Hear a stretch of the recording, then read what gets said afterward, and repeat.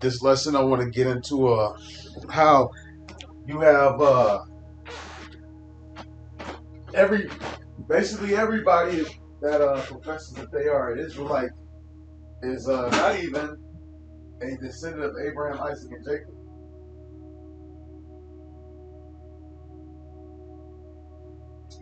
The concept of the wheat and the tares. Take a tare, take a wheat, put them side by side. They look together. They look alike, but they aren't.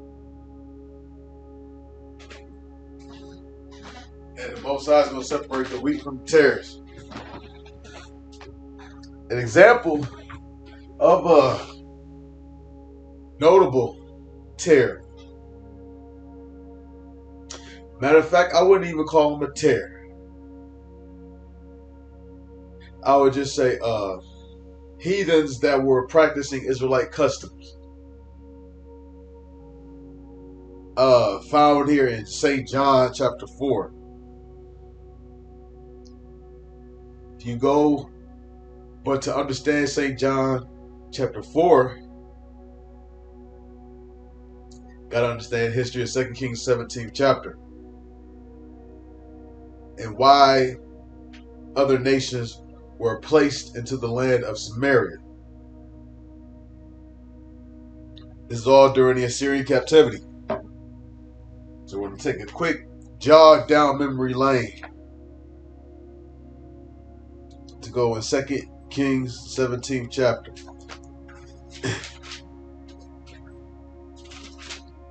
This is 2 Kings 17th chapter. And it says, "For the children of Israel walked in all the sins of Jeroboam, which he did. They departed not from them, until Yahweh removed Israel out of his sight, as he has said by all his servants the prophets. So was Israel carried away out of their own land to Assyria, unto this day." Verse 24.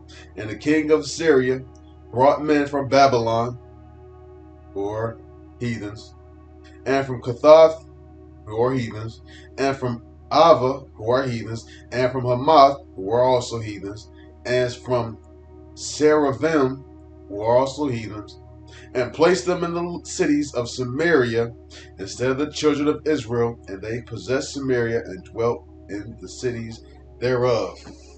So, he took the children of Israel out of the land, said somebody got to be in there, so we're going to put all these other nations in there. And he's going to see what happened when that happened. Verse 25. "And so it was at the beginning of their dwelling there, that they feared not Yahweh. Therefore Yahweh sent lions among them, which slew some of them." So, notice how, on a side note, fearing God, not fearing God is punishable unto death, or they got slew. Reading on. Verse 26. "Wherefore they spake to the king of Assyria, saying, The nations which thou hast removed and placed in the city of Samaria know not the manner of the God of the land. Therefore he hath sent lions among them, and behold, they slay them, because they know not the manner of God of the land. Then the king of Assyria commanded, saying, Carry hither one of the priests whom ye brought from thence, and let them go and dwell there, and let him teach them the manner of the God of the land." So, the people who were brought in, they were heathens. They were getting killed because they're keeping the laws, statutes, and commandments, and they brought in a priest to teach them the laws, statutes, and commandments. And worst part of the laws, statutes, and commandments? Praising God, fringes, the dietary law, all of that.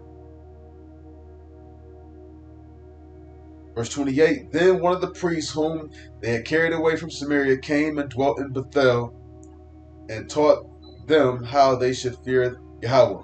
Howbeit every nation made gods of their own, and put them in the houses of the high places which the Sumerians had made, every nation in their cities wherein they dwelt. And the men of Babylon made Succoth, and the men of Cuth made Nergal, and the men of Hamath made Ashiam.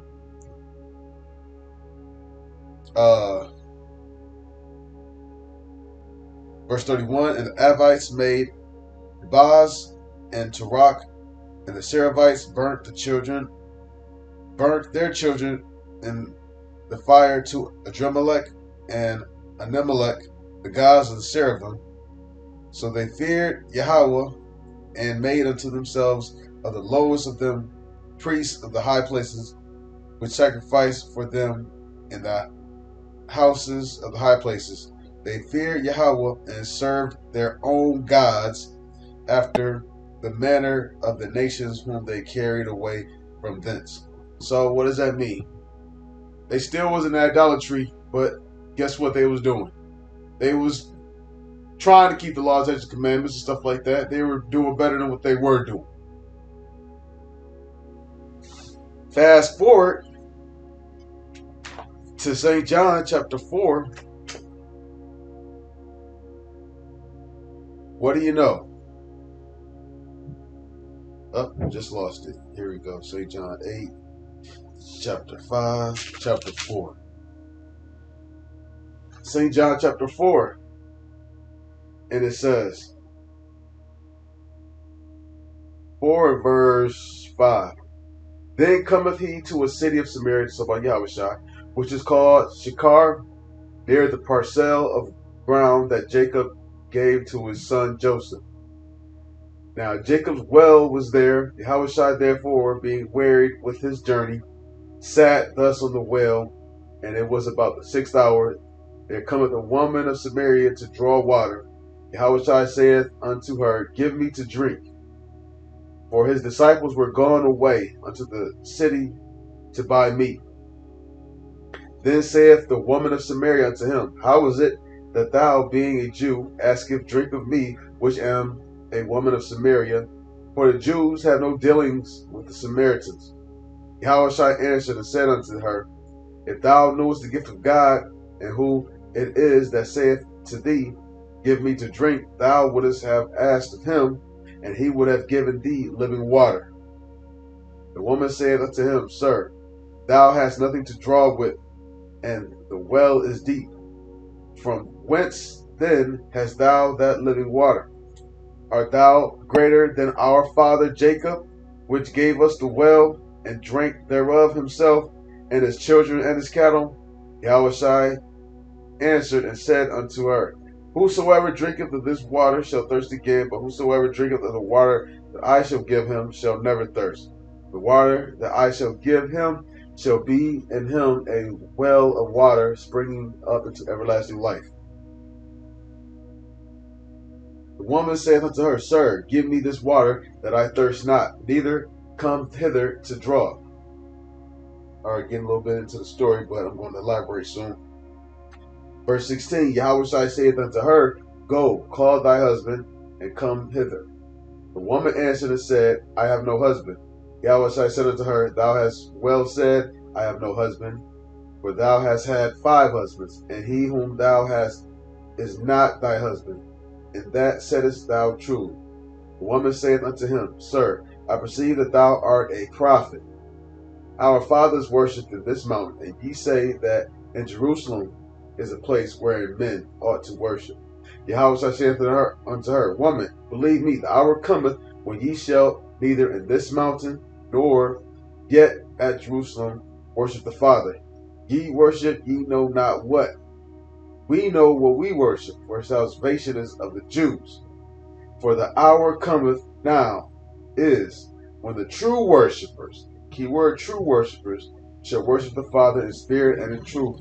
For the Father seeks such to worship him.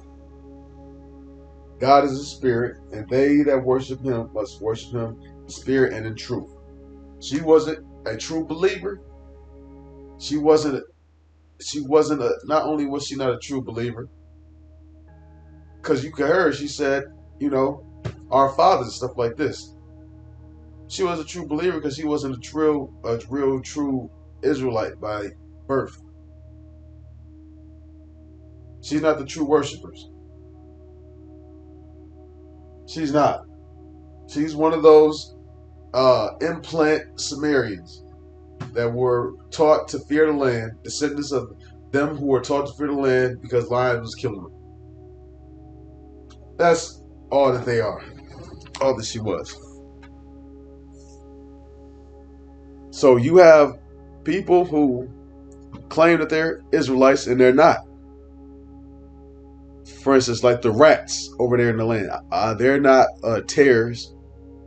They're just false claiming. A set that ain't theirs.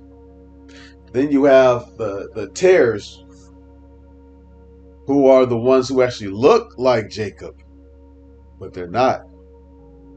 They're Spaniards, conquistadors. They're so-called Negroes, but their line goes back to Andrew Jackson. But they look like them, but they're not one of us. All right, and on that note, I want to give all praise and glory unto Yahweh, Bashem, Yahushai, Bashem HaKakodash. Double honors to the elders of GMS Rule Well.